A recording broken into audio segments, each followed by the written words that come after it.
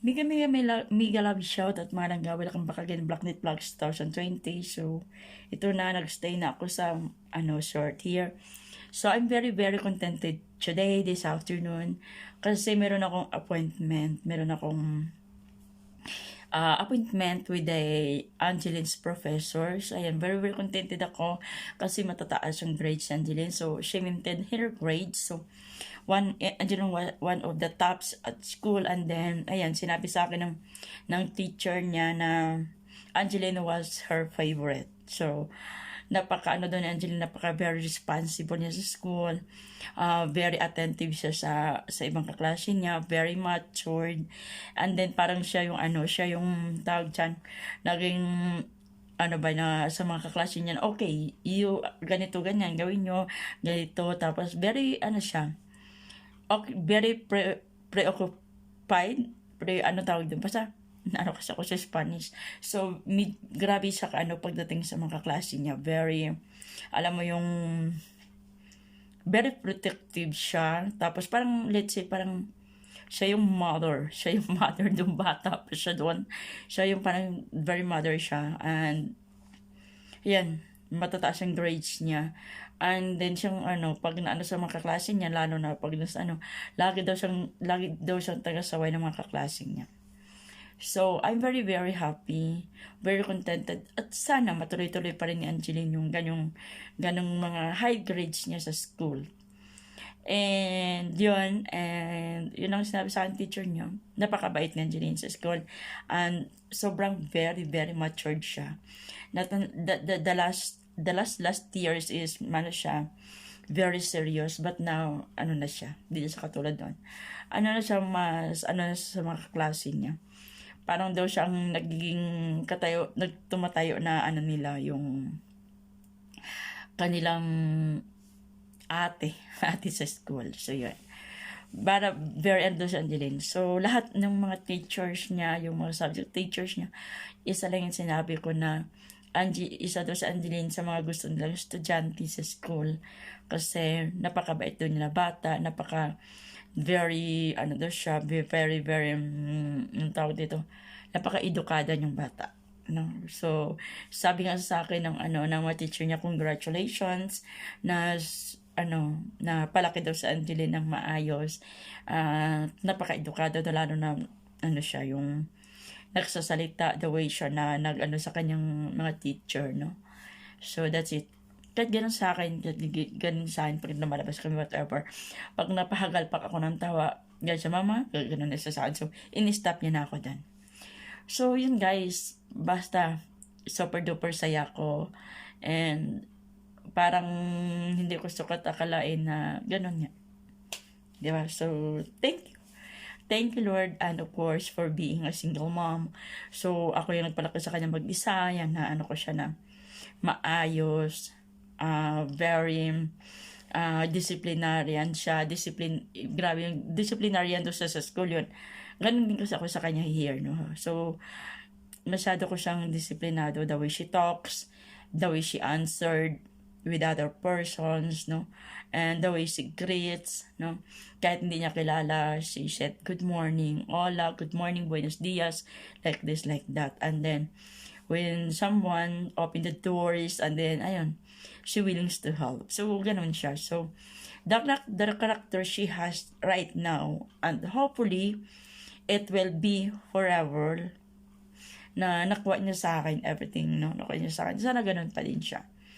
Mapagbigay siya, and of course, mapagmahal. Ganun siya. So, ganun ako in reality. So, without knowing na nakuha pala sa akin ni Angeline lahat ng bagay na yon.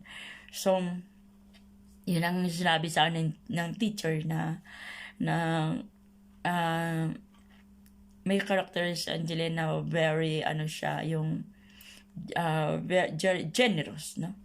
At saka talagang kahit yung wala na siya, kahit wala na siya, basta kaya niya pang i-assist or ibigay sa nangangailangan. So, ganun daw siya. So, I was surprised too na lahat ng and then, hindi daw nakukuha sa kanya no very, very smiling Napaka daw, sundrisa daw siya. So, napaka-smiling face niya, sabi sa akin ng teacher. And first time ko kasi na-meet yung professor niya ngayong high school. And kasi nung nag-usap kami in the first time, so ganun lang inano niya. And then without thinking, tapos sabi niya, oh, sabi niya. So habang nag-uusap kasi kami ganito, ganyan. So sabi niya sa akin, oh, ganun. Now I know kung saan si Angeli nakuha niya lahat ng niya. Nakuha niya sa'yo. The way you're smiling. Napaka-smiling face mo. Sabi sa akin, sabi, oh my God, sabi. So, ganun, lahat, sabi natin is 90% nakuha sa akin ni Angeline. So, lahat ng characters na nakikita niya sa akin is nadadala niya sa school. So, ganun tayo, kung magkano tayo sa ating mga anak sa house is, nabibring out nila yun. They brought it or they bring it on, or they carried it on through themselves, no? And then nila yon, they show it, no? Kung ano yung nakikita nila sa iyo, ano nakita nila sa bahay, nadadala nila talaga yun sa where they goes, di ba? So yun, nawawala na naman yung boses ko guys kasi bawal sa magsalita. Pero anyway, so na-open ko lang na yun. So I'm very very proud. I'm very very proud na akala ko talaga na as a mother, I have a very strong personality with my daughters. So, yun. Napaka-disciplinarian ko. So, hindi naman ako na inaangat yung ko. When I said no is no, no? And then, after all, kahit sinabi kong gano'n, after all, itatanong ko, alam mo kung bakit sinabi kong no? And then, sabi niya sa kanya, so, can you explain why? Ganon ako sa kanya, ganon siya. Ni-explain niya ganito, ganyan. So, just for example, before we go to sleep, before we go to bed, and then, siya, may time si Angeline. She knows how to manage her time, no? Ganon. And, pagaling yan dito, just example, at 5:30, she will be here in the house, and then she will talk about, so mga 30 minutes or 20 minutes na sa bathroom siya. After that, magme-merienda siya at 6 o'clock in the afternoon.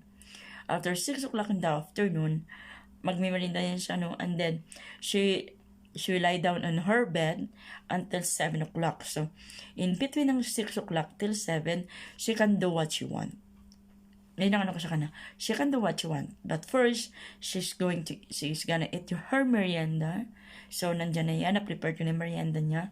And then, at 7 o'clock, so ganyan yan. So, she can use her cell phone, her mobile, pag sa Spanish kasi mobile. So, she can use her cell phone, she can watch what she wants, or she can talk with her friends. Yun, until 7 yun. So, she has almost, for almost 45 minutes. No, 45 minutes or less, 30 minutes. Kasi nagnanap din siya in a while. So, at 7 o'clock in the evening, gano'n na yan siya. Alam niya na yung time niya. At 7 in the evening, na yan siya. She woke up. She stood up in her bed. And then, magtututbrush na siya. And then, she's going to her study table. Gano'n yan siya. Mag-study na siya doon. She's going to make her assignments, her something in school. Andun na siya. So, nandoon na yan siya sa table. Nandoon na talaga yan siya. So, nandoon na siya sa kanyang computer. And then, ayan. Ang cellphone niya, she left on her bed. She left in her room. Kasi, alam niya na iti-check ko. Pero, minsan sinusubukan ko para talaga hindi ginagawa yun. And then, at 9 o'clock, gano'n na yan siya. At 9 o'clock, na yan siya, magdi-dinner na siya, no? Or sometimes 9:30, depende kung may exam siya. So usually at 9:30 or 9 o'clock, naka-prepare na yung dinner niya, so iinitin na lang yun. So hindi kami nakikialam. And then, mga 10 o'clock in the evening, yan. Na yan siya ng something, so going to bed. Or sometimes, minsan mga 10 o'clock or nag-uusap muna kami. inano niya sa akin, sinishare niya sa akin what happened in school, mga katuwaan nila with her friends, ganito, ganyan. So, that's our daily activity with Angeline. So, lahat na yan, guys, iwanan ko man siya. Wala man ako dito sa bahay. Ano na yan? Inaano niya yung task niya. Hindi yan guys, hindi yan siya nag-fulfill din. Sometimes, nag-fulfill siya 10 minutes, and then she will send me a message, Mama, ano yun siya? Sabi niya, Mama, I failed 10 minutes. So, sabi niya, ang 10 minutes na yun, kasi Mama, sabi niya, nag-enjoy ako sa pinanood ko sa cellphone, so ganito. So, 10 minutes yun. Pag once na sinabi niya na 10 minutes yun, this is the way na inaano ko yung discipline in her own self. So, she knows how to discipline herself. Kasi ang sinasabi ko lang sa kanya is, ganito yan. Once na tinanggal mo yung trust ko sa'yo, hindi mo na yan ipabalik. And she know it. Never mo na yan ipabalik na, huwag mo sisirain kung ano yung trust ko sa'yo. Ayan. Ganun ang lagi ko na sa kanya. And then, when you promise, you promise. Kung hindi mo kailangan, kung hindi mo kaya yung time niya na sinasabi mo sa akin, much better, you must keep silent. Yan sinasabi ko siya. So, pag sinabi mo sa akin, Mama, pwede mo ba ako yung bigyan 10 minutes? 10 minutes is 10 minutes. Pag alam mo na hindi mo kaya ng 10 minutes, much better na sabihin mo, Mama, pwede mo kang mag more than 10 minutes? Ganun. Kasi binibigay ko sa niya, I have to manage her time. I have to show her. I have to manage her time too. Para meron siyang sa kanyang sarili, sa kanyang to talk with her friends, to the cellphone, to call them, ganito, ganyan. Pag na yan, may just example, may tumatawag sa kanya na isa sa mga kaibigan niya, sabi niya, Mami, pwede ko bang sagutin? Ganun yan. Magpapaalam mo na siya, bago niya sasagutin yun.